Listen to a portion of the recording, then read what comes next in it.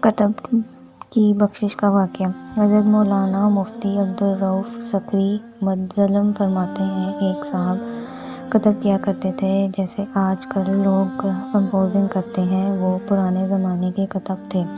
ان کا ایک عجیب معمول تھا کہ انہوں نے صرف درود شریف لکھنے کے لیے ایک کاپی بنائی ہوئی تھی، اور وہ روزانہ جب صبح سویرے کتب کرنے کے لیے بیٹھتے تو کتب کرنے سے پہلے اس کاپی میں فن کتب کی روشنی میں ایک بہت ہی خوبصورت درود شریف لکھتے۔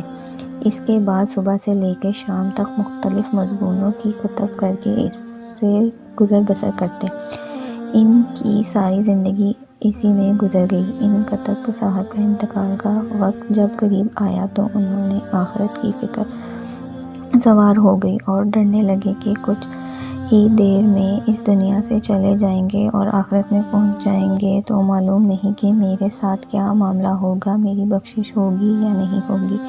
اسی دوران ایک موذب ان کے گھر کے پاس سے گزرا اور اس نے کہا، ارے تو آخرت سے کیوں گھبراتا ہے؟ تیرے درود شریف کی کاپی اللہ تعالیٰ کے بارگاہ میں اور جناب حضرت محمد صلی اللہ علیہ وسلم کی خدمت میں پیش ہے، اور اس پر صحیح کے نشان لگائے جا رہے ہیں کہ یہ درود شریف بھی صحیح ہے، یہ درود شریف بھی پاس ہے اور یہ درود شریف بھی قبول ہے۔ وہاں تو صحیح کی نشانیات لگ رہے ہیں اور تو گھبرا رہا ہے۔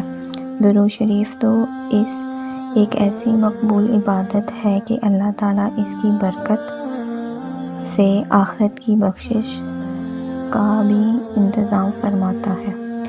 برکت درود شریف۔ تو دوستو، ہمیں بھی چاہیے کہ جب بھی ہم فارغ ہوں ہم اپنے پیارے نبی صلی اللہ علیہ وسلم پر درود شریف پڑھتے رہیں۔ جزاک اللہ۔